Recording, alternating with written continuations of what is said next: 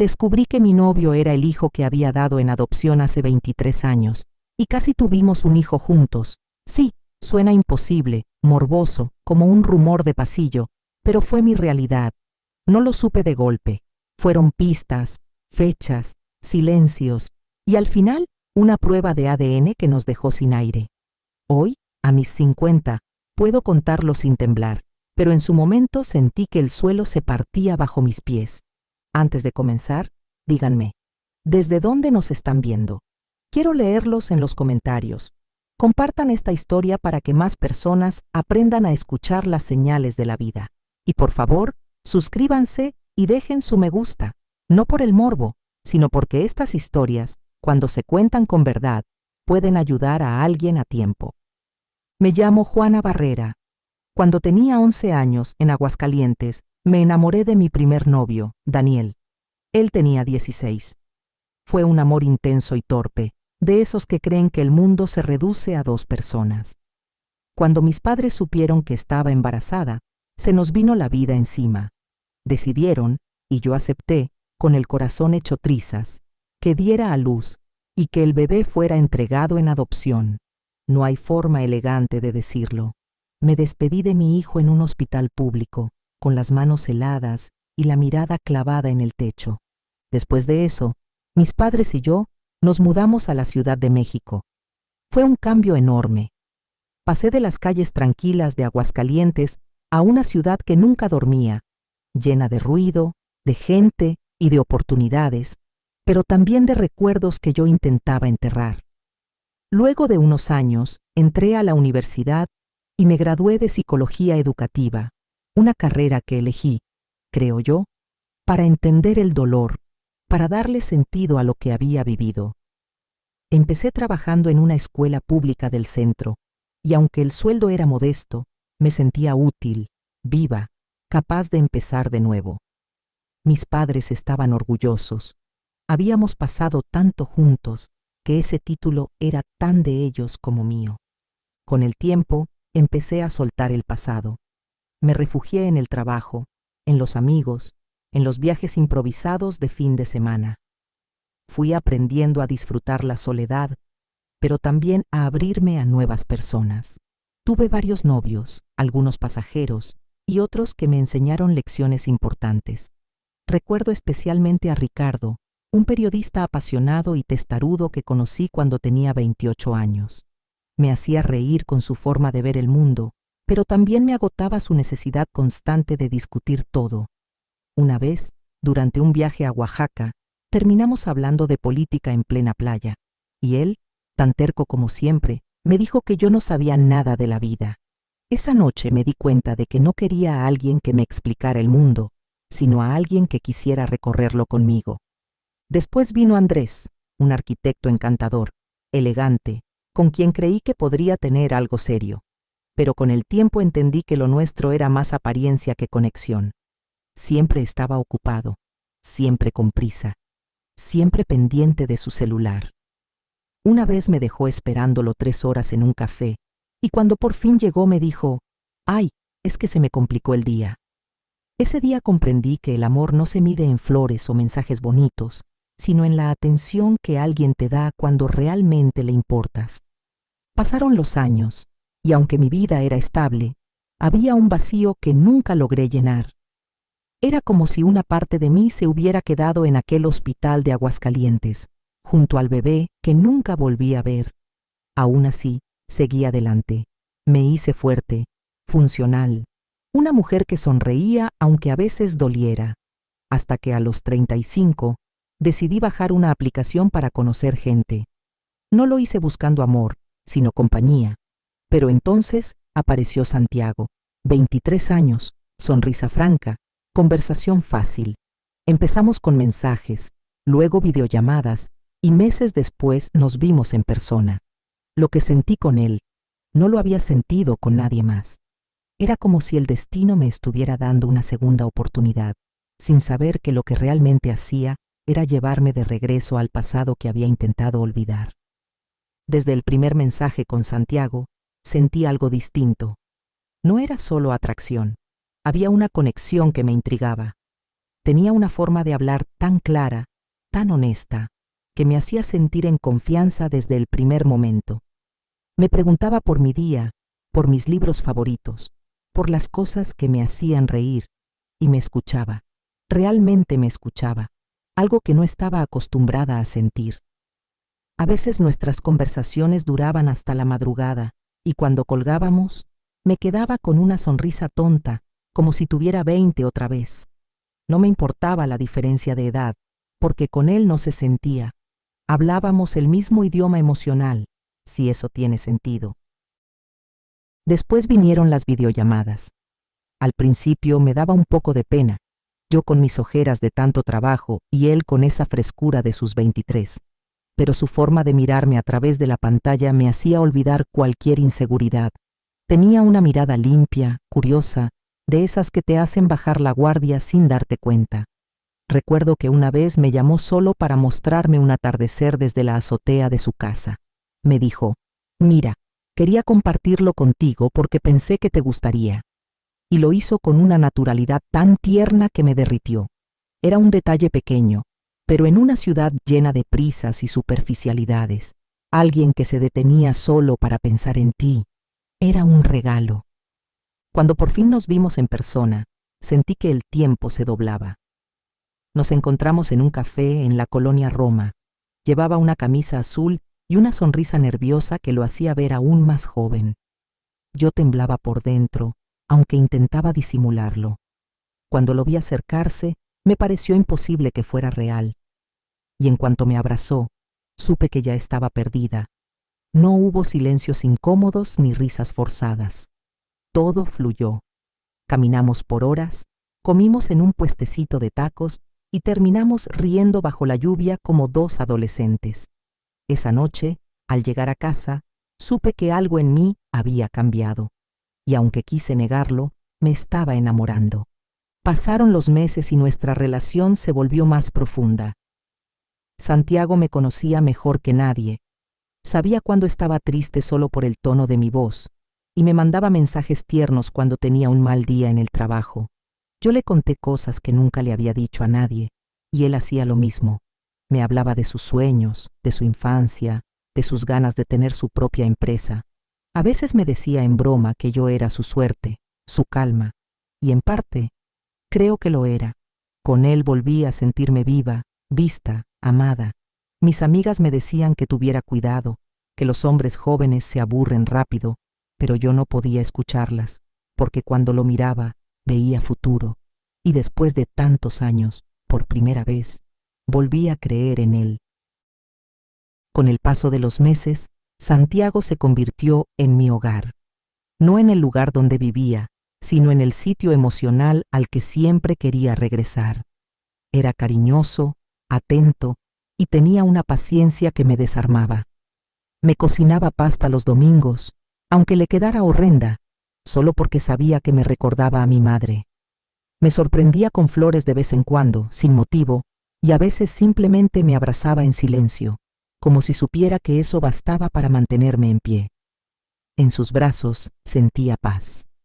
Y a mis 35 años, después de tantas decepciones, esa paz valía más que cualquier promesa bonita.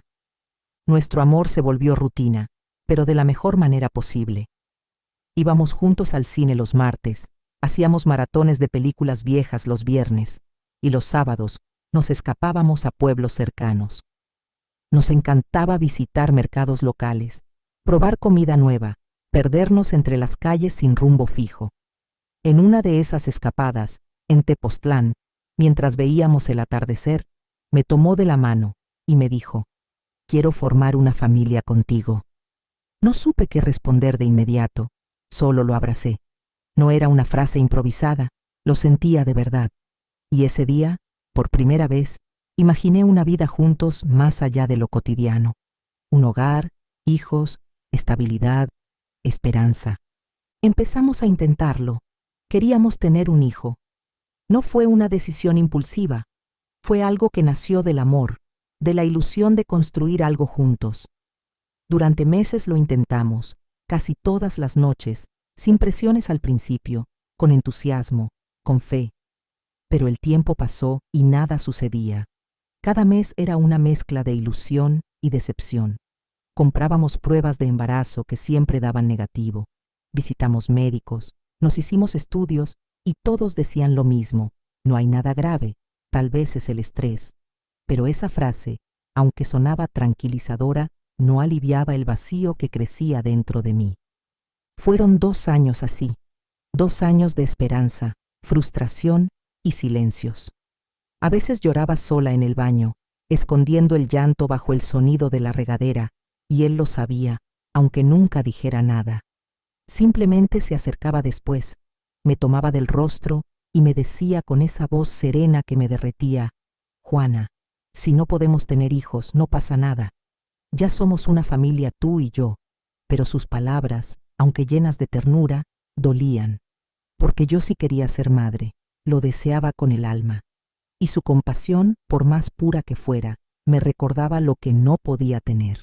A los 37 años, cuando ya había aprendido a vivir con la idea de no tener hijos, Santiago me sorprendió con algo que cambió todo. Fue un domingo, después de cenar en nuestro restaurante favorito. Estábamos caminando por el parque cuando se detuvo, me miró con esos ojos sinceros y, sin decir mucho, sacó una pequeña caja de su bolsillo. No era una escena de película, no había velas ni música, solo nosotros y la brisa suave de la noche.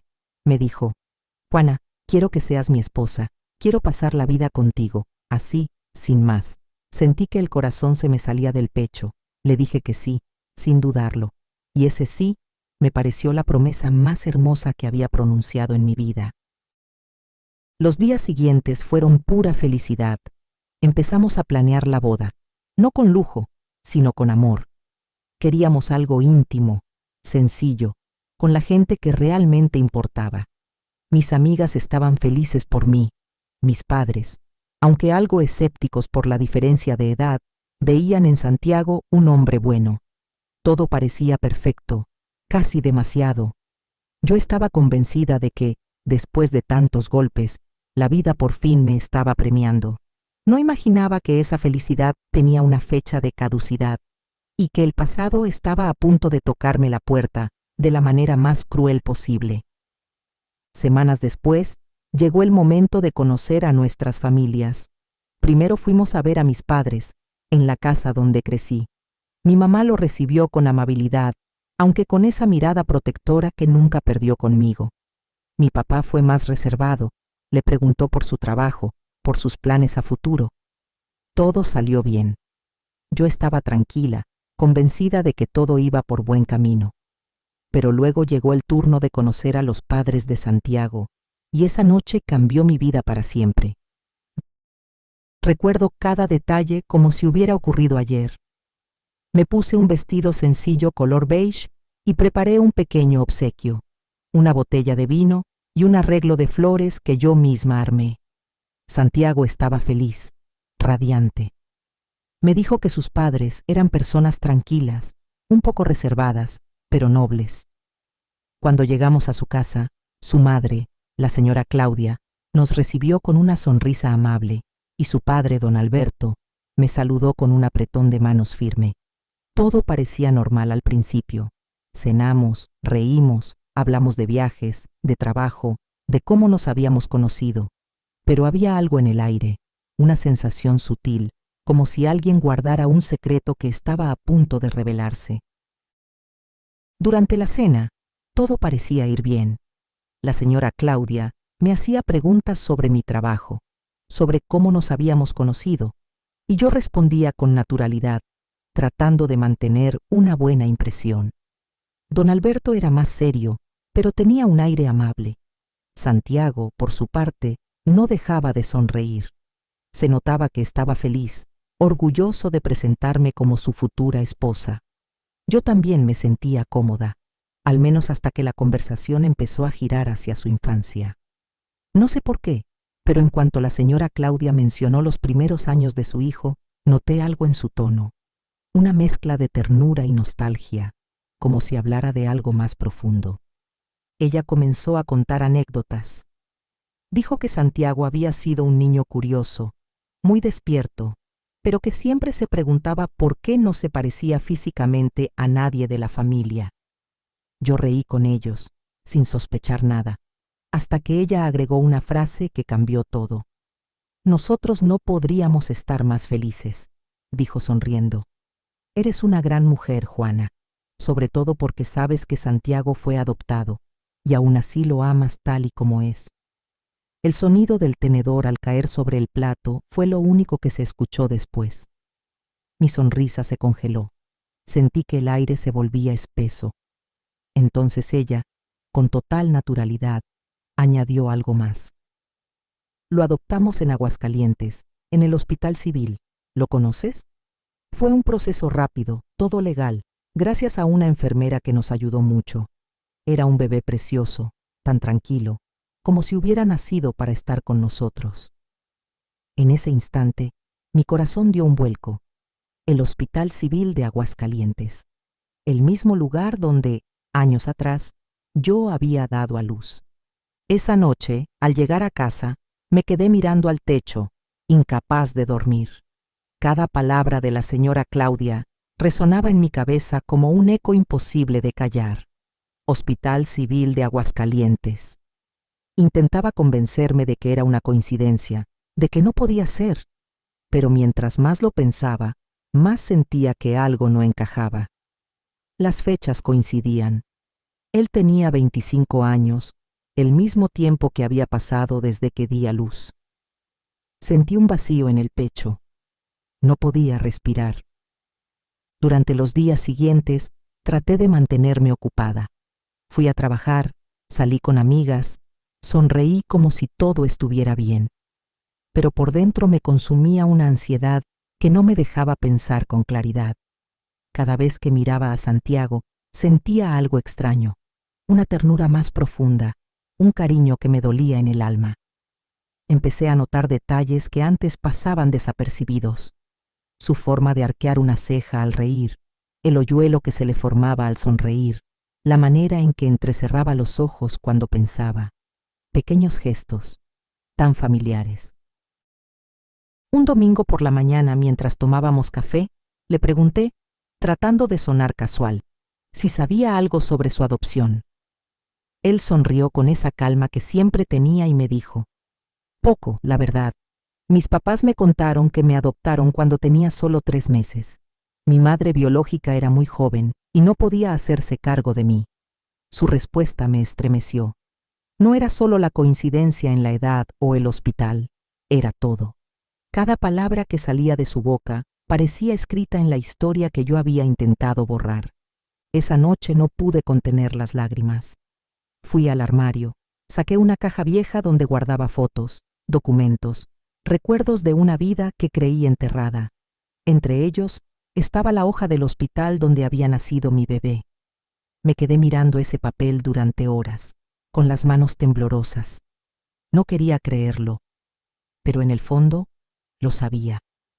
Algo dentro de mí me gritaba que Santiago no era solo el amor de mi vida, era algo más, algo imposible. Esa semana se volvió un infierno silencioso. Cada día fingía normalidad, pero por dentro mi mente era un torbellino. Santiago notaba que estaba rara y me preguntaba si algo me preocupaba. Yo solo sonreía. Decía que estaba cansada o que tenía estrés del trabajo, pero en realidad lo miraba distinto. Lo observaba con miedo, con ternura, con una mezcla imposible de sentimientos que no podía poner en palabras. Dormir a su lado era un tormento. Lo amaba. Y al mismo tiempo empezaba a temer la verdad. Una noche, mientras él dormía profundamente, me quedé observándolo en silencio. Su respiración era tranquila y su rostro tan sereno que me partía el alma. La lámpara del buró iluminaba apenas su piel, y entonces lo vi. En su hombro derecho, una pequeña mancha de nacimiento, del mismo tono y forma que la que tenía mi bebé cuando nació. Me quedé inmóvil, paralizada. No podía apartar la vista. Era imposible, y sin embargo, ahí estaba, idéntica. Sentí que el corazón me latía tan fuerte que me dolía el pecho. Lloré en silencio, tratando de no despertarlo. Todo dentro de mí se revolvía, el instinto, la memoria, el amor, la culpa. Cerré los ojos y recordé aquella madrugada en el hospital, cuando una enfermera me puso por un instante a mi bebé en los brazos. Recordé haberle tocado ese mismo hombro, haber notado esa marca diminuta y pensar, es la forma de un corazón. Fue lo último que vi de él antes de que se lo llevaran. Y ahora, esa misma marca estaba frente a mí, en el cuerpo del hombre que creía amar. Al día siguiente, decidí que tenía que saber la verdad. No podía seguir viviendo entre dudas. Le pedí permiso para pasar por su casa con la excusa de recoger unos documentos que habíamos dejado ahí. Su madre me recibió con la amabilidad de siempre, sin sospechar nada. Mientras hablábamos en la sala, mis ojos se desviaron hacia un estante lleno de álbumes. Ella notó mi curiosidad y sonrió. ¿Quieres ver fotos de cuando era bebé?, me dijo. Era tan bonito, Juana. No supe cómo responder. Solo asentí. Y cuando abrió aquel álbum y vi las imágenes, sentí que el suelo desaparecía bajo mis pies. Abrí el álbum con las manos temblorosas. Las primeras fotos mostraban a un bebé envuelto en una manta azul, dormido, con las mejillas redondas y rosadas. Tenía los mismos labios que Santiago y los mismos que yo. Sentí un temblor recorrerme el cuerpo. La señora Claudia hablaba con ternura, contando cómo aquel bebé había llegado a sus vidas. Fue una bendición, decía. Nos avisaron del hospital. Una enfermera nos llamó diciendo que había un niño sano, listo para ser adoptado. Todo fue rápido, casi milagroso. Yo apenas la escuchaba. Cada palabra era una estocada más en el alma.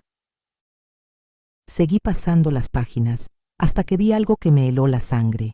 Entre las fotos estaba una hoja arrugada, amarillenta por los años. En la esquina superior, un sello en tinta azul decía Hospital Civil de Aguascalientes. Más abajo, el nombre del médico, Dr. Rodrigo Sánchez Varela. El mismo médico que había firmado mi alta después del parto. El mismo nombre que había leído 1000 veces en mi propio documento. Todo coincidía. Fechas, nombres, hospital, todo. Traté de mantener la calma, pero sentía que me faltaba el aire. Las paredes parecían cerrarse a mi alrededor.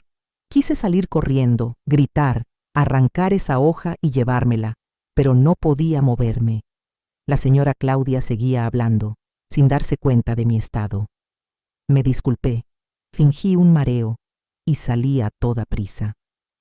Apenas crucé la puerta, las lágrimas me nublaron la vista. Subí al coche sin rumbo. Manejé por horas, hasta que el llanto se volvió grito. Golpeé el volante una y otra vez, preguntándole a Dios por qué. Esa noche, frente al espejo, me vi como nunca antes, ojerosa, temblando, con los ojos hinchados. Me pregunté cómo era posible que la vida jugara una broma tan cruel. ¿Por qué él? ¿Por qué mi hijo? Me había pasado años buscando un amor sincero, y cuando por fin lo encontraba, resultaba ser la persona que había traído al mundo. No dormí. Al amanecer, tomé una decisión. No podía seguir fingiendo. Tenía que hablar con Santiago. Tenía que saber si él también lo presentía. Cuando llegué a su departamento esa noche, él me esperaba con la misma sonrisa de siempre. Me abrazó, pero yo no pude responderle igual. Mis manos temblaban. Sentía que mi cuerpo no me pertenecía. Me pidió que me sentara, preocupado, y me preguntó si estaba bien. Lo miré a los ojos y supe que no podía seguir ocultándolo. Todo dentro de mí pedía respuestas, aunque temía escuchar la verdad. Respiré hondo y con la voz entrecortada le dije, Santiago, necesito que me digas todo lo que sabes sobre tu adopción. Él me miró confundido, frunciendo el ceño. Se rió nervioso, como intentando entender si era una broma. ¿Por qué me preguntas eso?, dijo, aún sonriendo. Pero cuando vio mis lágrimas, su rostro cambió por completo. Entonces le conté todo. Le hablé del hospital, del médico, de la hoja que había visto, de la marca en su hombro, de mi historia. A medida que hablaba, sentía que el corazón me latía en los oídos. Cuando terminé, el silencio fue tan pesado que dolía. Él se quedó mirándome, pálido, con los ojos abiertos de par en par, como si acabara de ver un fantasma. «Eso no puede ser», susurró finalmente, casi sin voz. «Juana, eso no puede ser». Yo no podía responderle, solo lloraba. Él empezó a caminar por la sala, desesperado, pasándose las manos por el cabello. Mi mamá me dijo que me adoptaron en Aguascalientes, que mi madre era joven. Nunca pregunté más, no me importaba. Se detuvo frente a mí. Pero ahora todo encaja. La edad, las fechas, el hospital. Nos quedamos mirándonos, los dos temblando, sintiendo el peso del horror. El amor que nos unía empezaba a transformarse en algo más profundo, más trágico, más insoportable. Esa noche decidimos hacernos una prueba de ADN. Nadie más debía saberlo. No queríamos escándalos, ni juicios, ni explicaciones. Solo queríamos la verdad. Al día siguiente, fuimos a un laboratorio discreto, lejos de casa. Entregamos las muestras en silencio, sin mirarnos demasiado. Cuando salimos, el viento era frío, y aunque él trató de tomarme de la mano, no pude permitirlo. Caminamos juntos, pero con una distancia que nunca antes había existido entre nosotros. Sabíamos que ese sobre, el que llegaría en unos días, tenía el poder de destruirnos. Los días que siguieron fueron los más largos de mi vida. Cada minuto parecía arrastrarse. Intentaba distraerme con el trabajo, con cualquier cosa que me hiciera olvidar, pero no podía. Las noches eran un castigo. Me acostaba junto a él, pero ya no podía tocarlo. Dormíamos de espaldas, separados por un abismo invisible. A veces me quedaba despierta mirándolo dormir, intentando grabar cada detalle, cada gesto, porque en el fondo sabía que pronto no podría hacerlo más. Era un amor que se desangraba lentamente, en silencio. El laboratorio nos había dicho que los resultados tardarían 5 días, pero a mí me parecieron años. Cuando por fin llamaron para avisar que el sobre estaba listo, sentí que el corazón se me salía del pecho. Santiago insistió en que fuéramos juntos. Conducía él, pero sus manos temblaban sobre el volante. No hablamos en todo el camino. Solo el sonido del tráfico nos acompañaba, como un ruido lejano que no pertenecía a nuestra realidad. Cuando llegamos, el empleado nos entregó un sobre sellado. Lo sostuve entre mis manos, sin atreverme a abrirlo. Nos quedamos estacionados frente al laboratorio. El aire dentro del coche se volvió pesado. Nadie se movía. Santiago respiraba hondo, intentando mantener la calma. Yo miraba el sobre, blanca como el papel. No quería abrirlo, pero tampoco podía soltarlo. Finalmente, él me tomó la mano y dijo: «Pase lo que pase, Juana, te amo». Y esas palabras fueron el último golpe. Abrí el sobre, despacio, como si cada movimiento doliera. Mis ojos buscaron una sola línea, una sola verdad, y cuando la vi, sentí que el mundo se detuvo.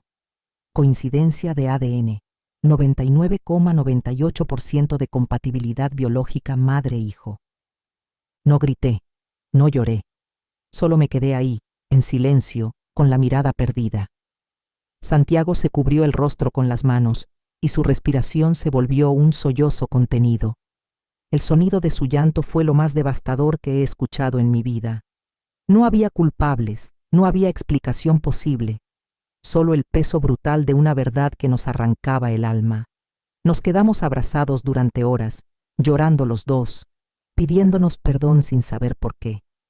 Era el fin. El amor más puro y más imposible de todos acababa de morir. Esa noche no hablamos. El silencio lo dijo todo.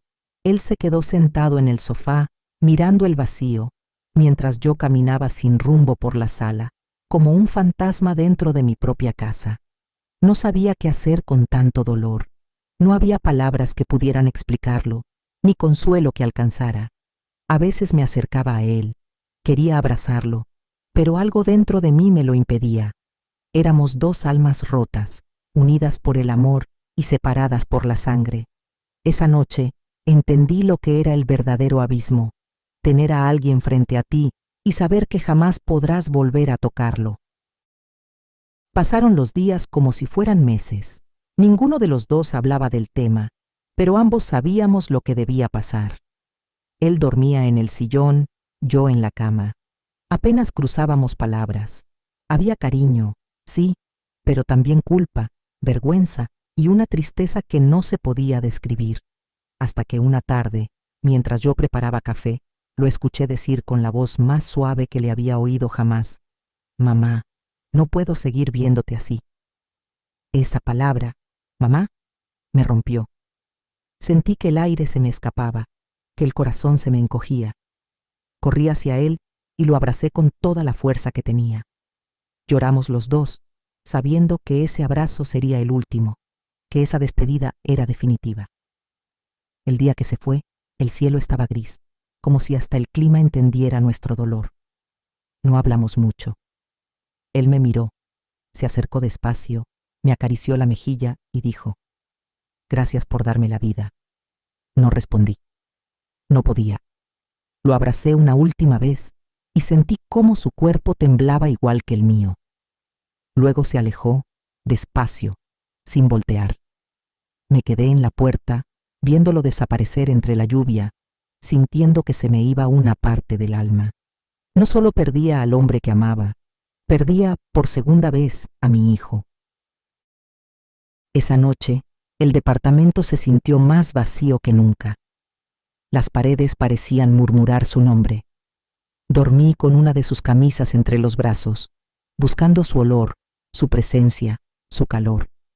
Pero solo encontré silencio, y entendí que ese silencio sería mi castigo y mi refugio a la vez.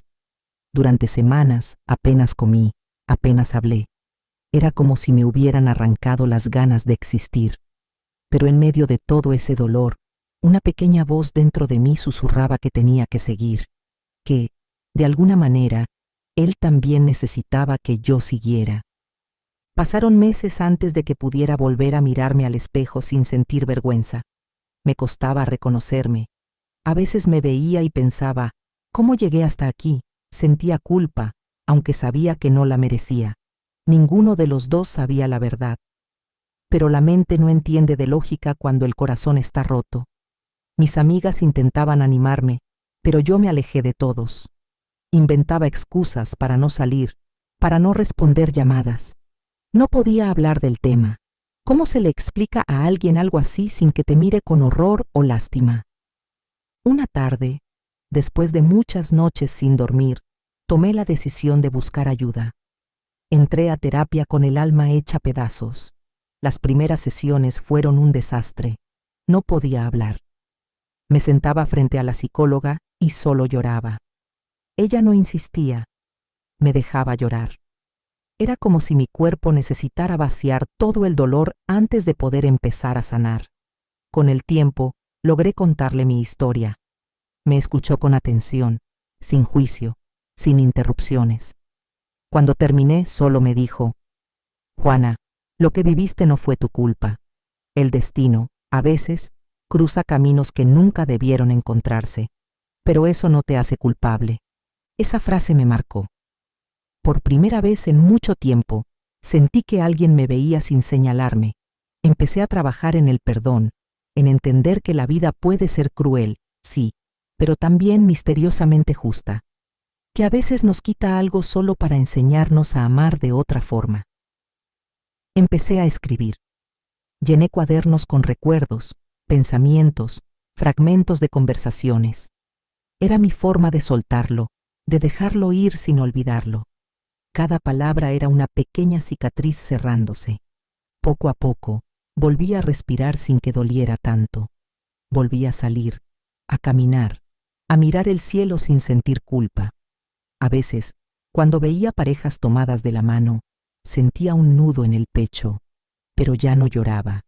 Aprendí a recordarlo con ternura, no con horror, a entender que Santiago fue, es y será parte de mí, no como una herida, sino como un recordatorio de que incluso en el dolor más profundo, el amor puede seguir siendo puro.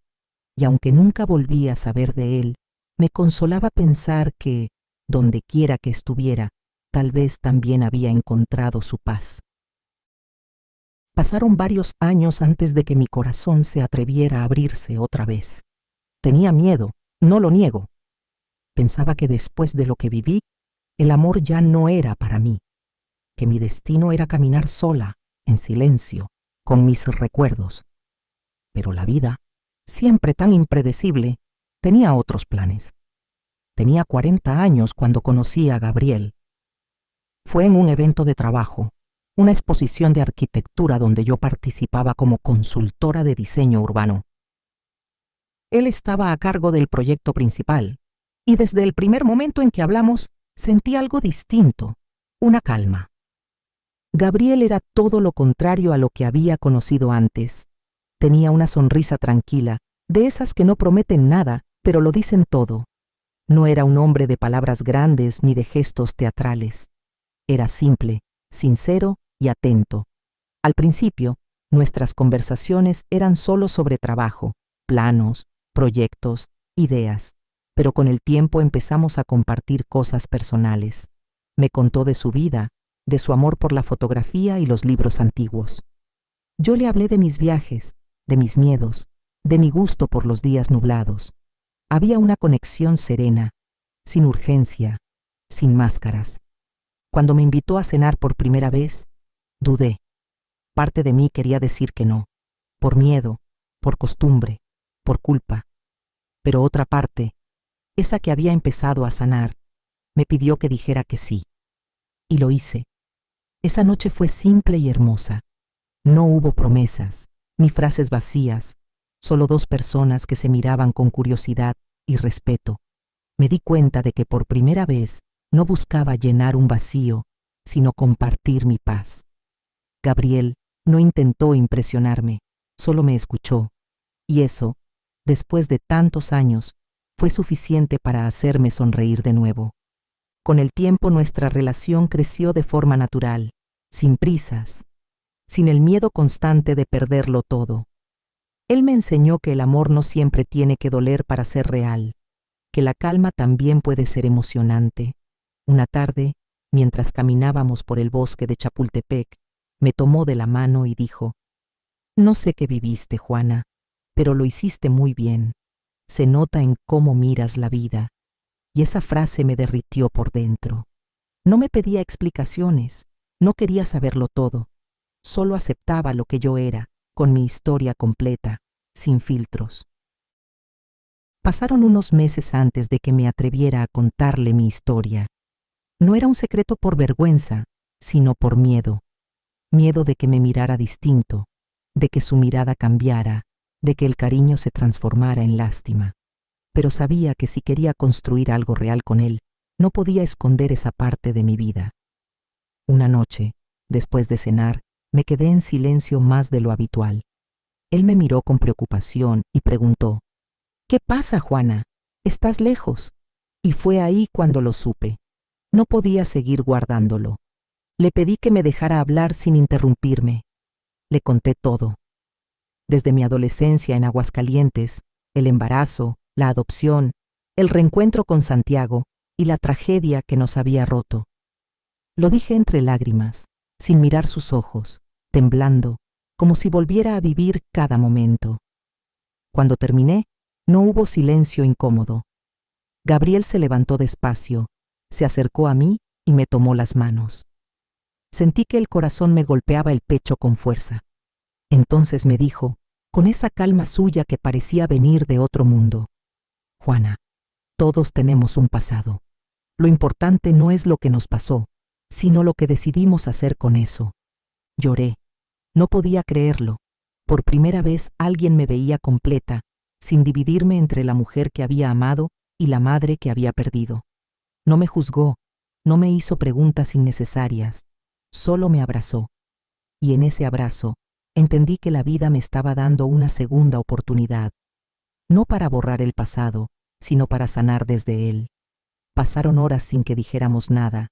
Solo estábamos ahí, respirando el mismo aire, con una paz que no recordaba haber sentido en años. Desde ese día, todo cambió. No hubo más miedos ni silencios. Gabriel me amaba con mi historia incluida. Nunca volvió a mencionar lo de Santiago, pero yo sabía que lo pensaba, que lo comprendía, y eso me bastaba. Empecé a notar cómo la culpa que me había acompañado durante tantos años empezaba a disolverse poco a poco. Su amor era un bálsamo, una especie de perdón silencioso que me ayudó a volver a creer que merecía ser feliz. Con el tiempo, nuestra relación se volvió más sólida, más real. Gabriel no solo era mi pareja, era mi refugio. Su forma de amar no buscaba cambiarme ni curarme a la fuerza, simplemente me acompañaba. Me hacía reír en los días grises, me abrazaba cuando los recuerdos pesaban y, sobre todo, me recordaba que aún merecía ser feliz. Después de 2 años juntos, me propuso matrimonio una tarde de domingo, mientras desayunábamos en casa.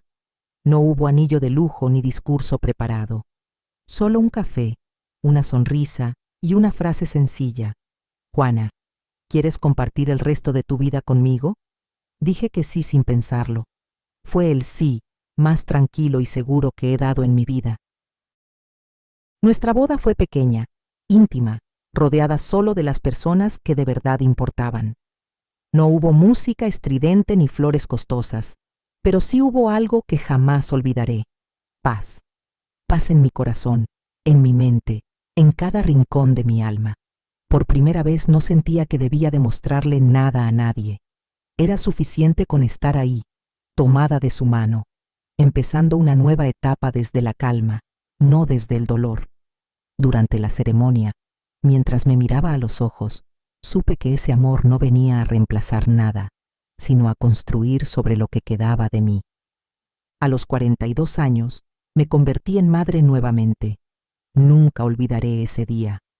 Cuando lo tuve en brazos por primera vez, el mundo pareció detenerse.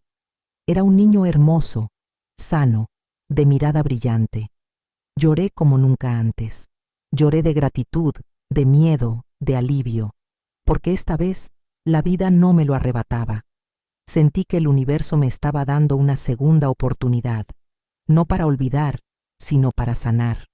Gabriel, con los ojos llenos de lágrimas, me susurró al oído: «Ahora sí, este es tu nuevo comienzo». Y tenía razón, ese bebé trajo luz a cada rincón de mi historia. Aunque nunca volví a saber de Santiago, muchas noches, mientras acunaba a mi hijo menor, pensaba en él, en cómo estaría, en si sería feliz, en si de alguna manera sentía mi amor. A veces, cuando mi bebé dormía, me quedaba mirándolo y susurraba: «También es por ti».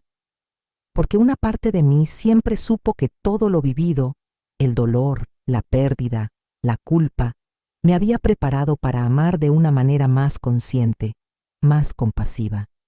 Gabriel me enseñó a vivir sin miedo, y mi hijo me enseñó a creer de nuevo en los milagros.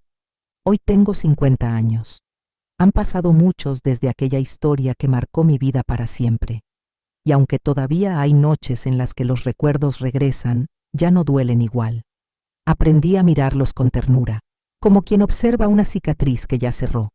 Santiago fue mi hijo, mi amor, mi pérdida y mi lección. Y aunque jamás volveré a verlo, cada día le deseo en silencio que sea feliz, que haya encontrado paz, que la vida le haya dado todo lo que yo no pude darle. Porque al final, ser madre no siempre significa criar, a veces significa amar en silencio, desde la distancia, sin esperar nada a cambio. Durante mucho tiempo me pregunté por qué el destino me hizo vivir algo tan duro, tan improbable. ¿Por qué me permitió enamorarme de alguien que en realidad era sangre de mi sangre? Y aunque nunca encontré una respuesta exacta, hoy entiendo algo. No todo dolor tiene un castigo, a veces tiene una enseñanza. Quizá la vida me llevó por ese camino para recordarme que el amor verdadero, el que nace sin condiciones, puede existir incluso en las circunstancias más imposibles. Que amar no siempre significa poseer y que dejar ir también puede ser un acto de amor. A mis hijos, al que tengo conmigo y al que perdí 2 veces, les debo todo.